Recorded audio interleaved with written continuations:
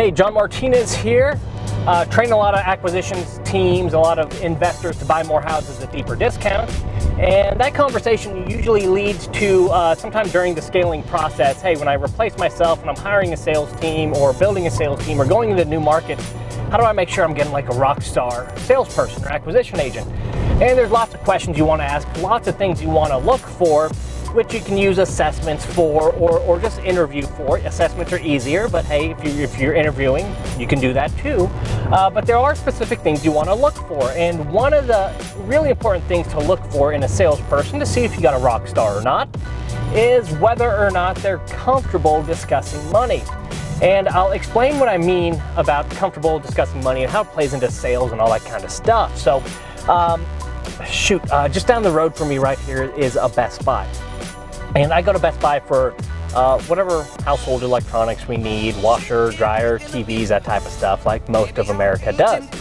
And I want you to imagine this situation. Imagine you wanted a big screen TV, and imagine you walked into a Best Buy, and there weren't all the prices on the TVs like there are today.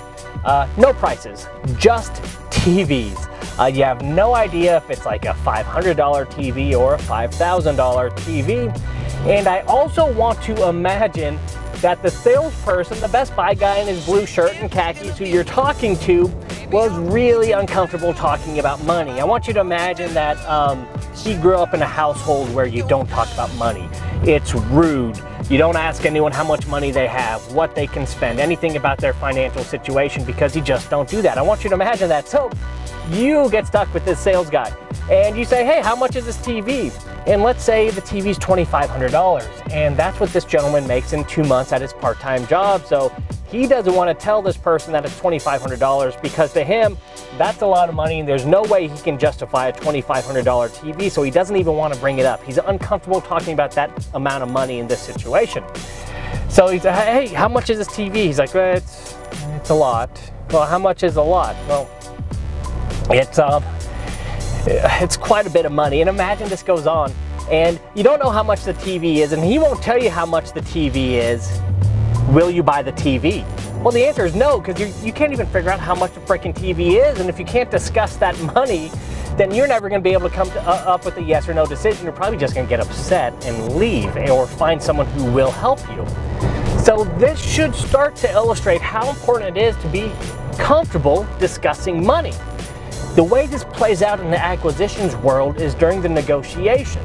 If your acquisition agent thinks that whatever your price point is, whatever you need to buy for, 100,000, 200, 400, 500,000, 7 figures, if they're uncomfortable talking about that type of money, if they're uncomfortable thinking about the amount of equity someone has to give up, hey, the house can sell at, has an ARV of 400K, you need to buy it at 180, and they see this 220K deficit in their head, they're going to be really uncomfortable throwing out that offer, aren't they? They're going to be really uncomfortable negotiating. So hopefully you're starting to see at this point how important it is to be comfortable discussing money. And it should probably be pretty obvious at this point that if your acquisition agent is uncomfortable talking about certain amounts of money or deficits or anything like that, how incredibly difficult it's going to be for them to actually close a deal. So what you want to look for is acquisition agent salespeople, in other words, that are comfortable discussing the amounts of money that you play in every day, that you need to be comfortable talking about to negotiate a deal. Now, here's a question you can ask to find this out rather quickly. Simply ask them, hey, listen, let me ask you this. How much money is an amount of money that you'd really have to take your time and think about before you were comfortable about spending? Maybe what's the amount of money that before you spent it, you'd probably want to talk to your mentors or your dad or your mom or someone that you trust with money and figure out, like, am I doing the right thing? How much is an amount of money where you would take your time and you'd look at other options and you'd price shop and you'd really have to make sure, hey, this is a lot of money, I need to make a good decision. Now that's their threshold. After that amount of money, it becomes uncomfortable for them. So if they say $100, $1,000, this probably isn't the type of person you want doing $100,000 or $200,000 negotiations.